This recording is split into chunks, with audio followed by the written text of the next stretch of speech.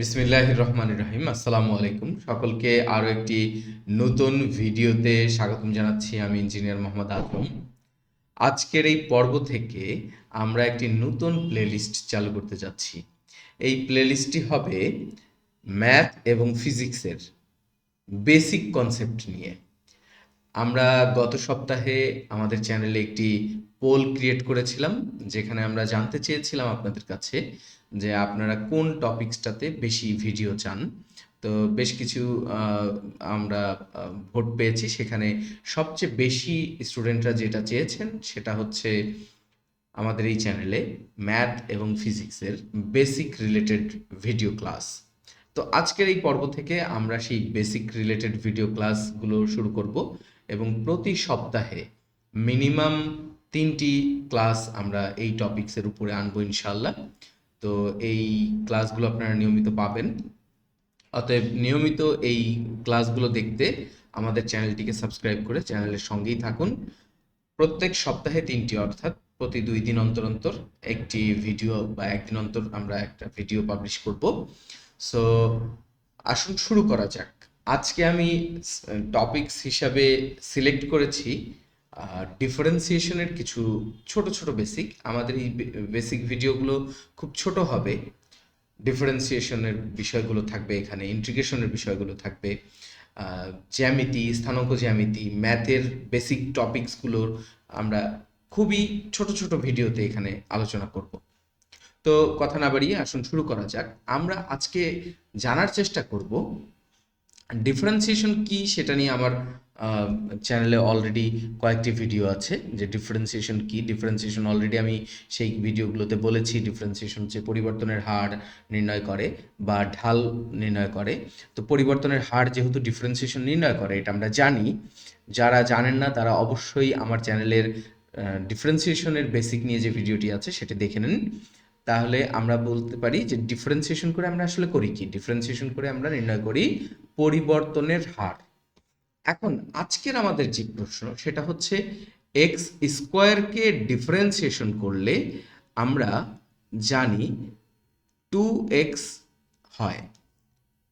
X স্কোয়ারকে differentiation করলে 2x হয়। এটা হচ্ছে আমাদের জানা একটা ফর্মুলা।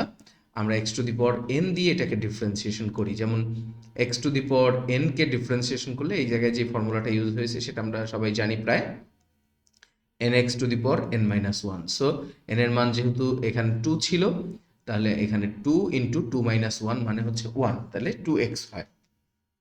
তো এই ফর্মুলাটা প্রায় সবাই জানি, কিন্তু আমরা আজকে এটাকে ভিজুয়ালাইজ করার চেষ্টা করব যে কেন এক্স স্কোয়ারকে ডিফারেন্সিয়েশন করলে 2x হয়, মানে এক্স স্কোয়ারের পরিবর্তনের হার কেন 2x, এটা আমরা আজকে জানার চেষ্টা করব। কার সাপেক্ষে পরিবর্তনের হার? এক্স এর সাপেক্ষে পরিবর্তনের হার। এখন পরিবর্তনের হার মানে কি? এক্স এর একক পরিবর্তনের কারণে এক্স স্কোয়ারের কতটুকু পরিবর্তন হয়, এটাই হচ্ছে এক্স এর সাপেক্ষে এক্স স্কোয়ারের পরিবর্তনের হার। আশা করি সবাই জানেন এটা। সো এক্স এর একক পরিবর্তনের কারণে এক্স স্কোয়ারের কতটুকু পরিবর্তন হয় বলা হচ্ছে সেটা হচ্ছে 2x পরিমাণ হয়।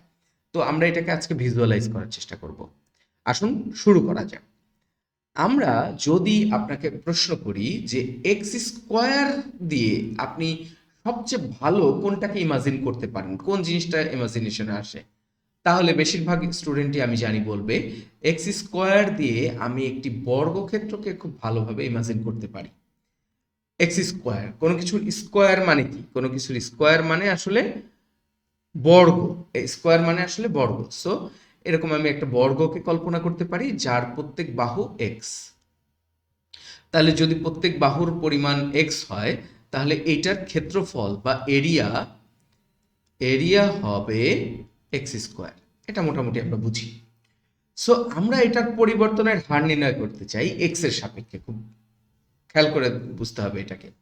তো আমরা খুবই এক্সিস মানে ডিফারেন্সিয়েশন করে আমরা কি পাই?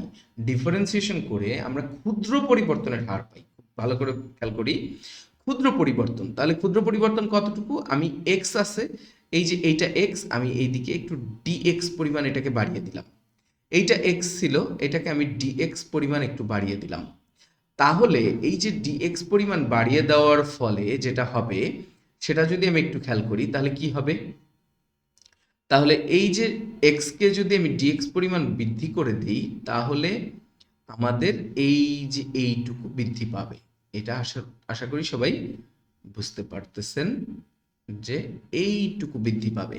এইদিকে আমি ডিএক্স পরিমাণ বৃদ্ধি করেছি, এইদিকেও আমি ডিএক্স পরিমাণ, দৈর্ঘ্য ডিএক্স এবং প্রস্থ ডিএক্স পরিমাণ বৃদ্ধি করা হয়েছে। তাহলে আমরা এই যে এইটুকু হচ্ছে বৃদ্ধি হয়েছে, মোট বৃদ্ধি কিন্তু এইটুকু। তাহলে মোট বৃদ্ধি যদি এইটুকু হয় তাহলে এর বৃদ্ধির পরিবর্তন মানে বৃদ্ধি বা পরিবর্তনের হার কতটুকু এটা আমরা নির্ণয় করব। তাহলে একটু খেয়াল করি যে আমরা বলতে পারি যে এখানে পরিবর্তনটুকু কতটুকু হয়েছে, আমরা এইখানে এই পরিবর্তনটাকে পরিমাপ করতে চাই। এখন এখান থেকে এইটুকুর দৈর্ঘ্য কত, এক্স, তাহলে এইটুকু কত, ডিএক্স। তাহলে এইটুকুর ক্ষেত্রফল কতটুকু ক্ষেত্রফল বৃদ্ধি পেয়েছে, ক্ষেত্রফল বৃদ্ধি পেয়েছে এক্স ইন্টু ডিএক্স। আবার এই দিকেও যদি আমরা খেয়াল করি তাহলে এইটুকুর ক্ষেত্রফলকে কিন্তু আমরা বলতে পারি, এইটুকু যেহেতু ডিএক্স, এইটুকু এক্স, তাহলে এইটুকুর ক্ষেত্রফল আবার এক্স ইন্টু ডিএক্স, দৈর্ঘ্য গুণ প্রস্থ। যেহেতু এগুলো এক একটা ছোট ছোট আয়তক্ষেত্র সেহেতু এটা দৈর্ঘ্য গুণ প্রস্থ। এবং এই যে এইখানে আমরা একটা ছোট্ট বর্গক্ষেত্র পাবো যার দৈর্ঘ্য ডিএক্স, প্রস্থ ডিএক্স। তো ডিএক্স খুবই ছোট, তাহলে ডিএক্স স্কোয়ার আরো ছোট হবে। এটা কেন, দেখেন আপনি যদি 0.1 কে স্কোয়ার করেন তাহলে আপনি পাবেন 0.001। সো 0.1 কে স্কোয়ার করলে 0.01 হয়, সরি 0.01। তার মানে যত ছোট জিনিস তাকে স্কোয়ার করলে সেটা আরো ছোট হয়। তাহলে ডিএক্স স্কোয়ার খুবই ছোট, মানে আমরা ডিএক্স কে শূন্যের কাছাকাছি ধরি, অর্থাৎ ডিএক্স স্কোয়ারকে আমরা বলতে পারি এটা অতি নগণ্য, এটাকে ইগনোর করা যায়। অতএব এই জন্য আমরা এখানে ডিএক্স স্কোয়ারটা লিখছি না। তাহলে আমরা বলছি ডেল এরিয়া বা ডি এরিয়া, এটাকে বলবো এরিয়ার পরিবর্তন। এটার এরিয়া ছিল এক্স স্কোয়ার, এটার এরিয়ার পরিবর্তন ডি এরিয়া হচ্ছে এইটা x into dx, x into dx. তাহলে এরিয়ার মোট পরিবর্তনটা কিন্তু আমরা পেয়ে গেছি, এই এরিয়াটার মোট পরিবর্তন আমরা পেলাম x into dx, x into dx, অর্থাৎ ডি এ ইকুয়াল টু আবার আমরা বলতে পারি এটা হচ্ছে 2x ইন্টু ডিএক্স। তাহলে ডিএ পরিমাণ পরিবর্তন, তাহলে একক পরিবর্তন মানে একক পরিমাণের পরিবর্তনের কতটুকু আমরা উভয় পক্ষকে ডিএক্স দিয়ে যদি ভাগ করি সেটাই হচ্ছে পরিবর্তনের হার পাওয়া যাবে। এটা হচ্ছে পরিবর্তন, আর পরিবর্তনের হার বের করতে হলে কি করতে হবে, আমাকে ডিএক্স দিয়ে ভাগ করতে হবে। তাহলে ডিএক্স দিয়ে যদি আমি ভাগ করি, আমাদের প্রশ্নটা এরকম, ব্যাপারটা এরকম যে ডিএক্স পরিমাণ পরিবর্তনের ফলে, কারণ আমরা এখানে এক্স এর কতটুকু পরিবর্তন করেছিলাম, ডিএক্স পরিমাণ পরিবর্তনের ফলে এরিয়ার পরিবর্তন হয়েছে 2x ডিএক্স। অতএব একক পরিমাণ পরিবর্তনের ফলে কতটুকু হয়েছে 2x ডিএক্স বাই ডিএক্স। এখন এই যে এইটার এরিয়াটা ছিল কি, আসলে এরিয়া ছিল এক্স স্কোয়ার। তাহলে এরিয়ার পরিবর্তনের হার মানে কি ডিএ ডিএক্স, এটা কত আসছে 2x আসছে। কিভাবে দেখেন, এখানে ডিএ ডিএক্স ইকুয়াল টু আমরা লিখে দিতে পারতেছি, এটা হচ্ছে ডিএক্স ডিএক্স কেটে গেলে আমাদের কাছে কি থাকে, যদি আমাদের এই ডিএক্স এবং ডিএক্স গুণ ভাগে কাটা যায় তাহলে 2x থাকে। আশা করি আপনারা এক্স স্কোয়ারকে ডিফারেন্সিয়েশন করলে এক্স স্কোয়ারের পরিবর্তনের হার কেন 2x হয় সেটাকে ভিজুয়ালি গ্রাফিক্যালি বুঝতে পেরেছেন। এর বিষয়ে আরও কোনো প্রশ্ন যদি থাকে তাহলে সেই বিষয়ের প্রশ্ন আপনারা কমেন্ট সেকশনে করুন। আর নতুন কোন টপিকসটাকে আপনারা এভাবে বুঝতে চান গ্রাফিক্যালি সেটা আমাদের কমেন্ট সেকশনে জানান, আমরা সেই বিষয়টা নিয়ে নতুন ভিডিও করব। আর আপনাদের কাছে প্রশ্ন থাকলো যে এক্স কিউবকে ডিফারেন্সিয়েশন করলে তাহলে 2x স্কোয়ার কেন হয়, সরি এক্স কিউবকে ডিফারেন্সিয়েশন করলে 3x স্কোয়ার কেন হয়, এই বিষয়টাকে আপনারা এরকম যদি গ্রাফিক্যালি চিন্তা করার চেষ্টা করেন আশা করি তাহলে আপনারা খুব ভালোভাবে বুঝতে পারবেন।